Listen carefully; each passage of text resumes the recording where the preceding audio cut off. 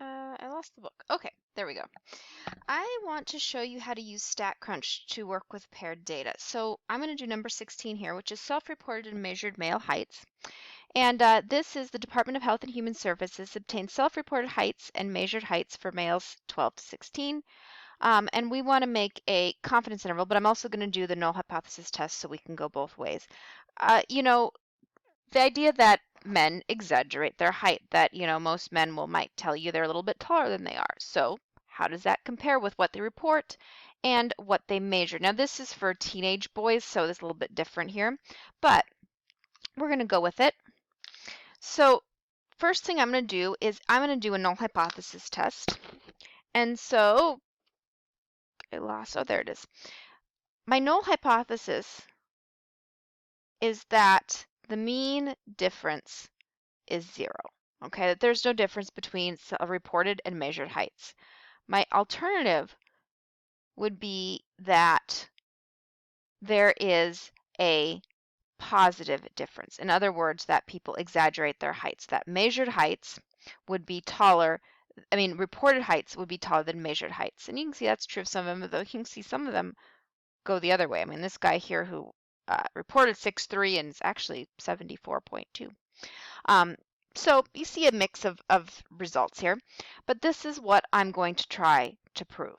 Okay, now order again matters here. I am doing reported versus measured. Okay, because obviously if I went the other way, I could use the same thing and prove the opposite, because if I did measured, then that the measured heights are smaller than the reported heights. So make sure you know which way you're going. This is where this can get a little dicey. Make sure you're going the right way. Just because really your answers are going to be different, but your signs will flip-flop. So, you can easily get yourself confused. So I usually write this down. A lot of times I'll write it as part of this alternative hypothesis to keep myself, knowing which way I meant. Okay, so I'm going to come back here in one of these screens. There we go. Okay, right there. So here is the data. This is the data of the book. Come here. I just copied this data. I already typed it in. So you're going to go to T-stats. Okay, so T-stat, you want paired. Okay, so sample 1 is my reported, sample 2 is my measured, and hypothesis test, and I want to prove here positive. So then I'm going to compute. And so you can see right here, my test statistic would be negative 0.98.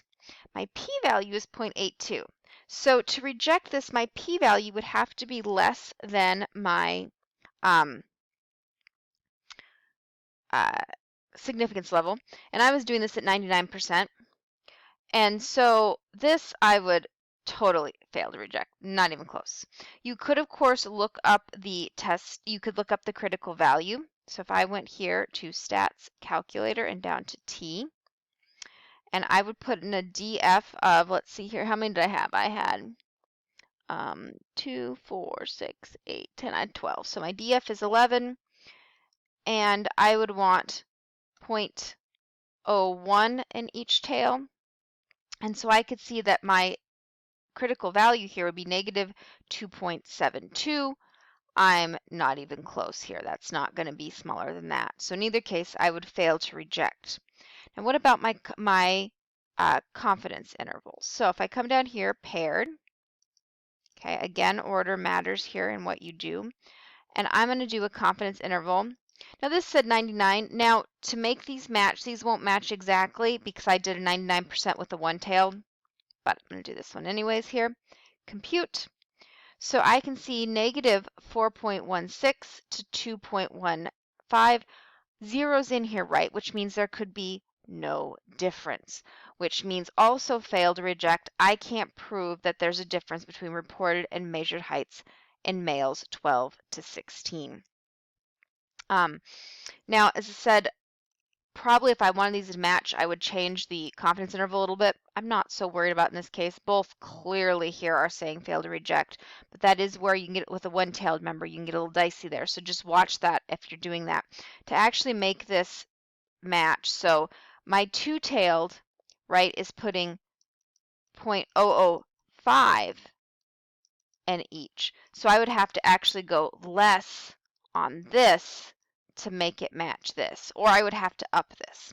So if I did a 98% confidence interval, it would be the same as this 99% one I did up here. And so I can come back and do that if I wanted. Let's see here. T-stat, paired,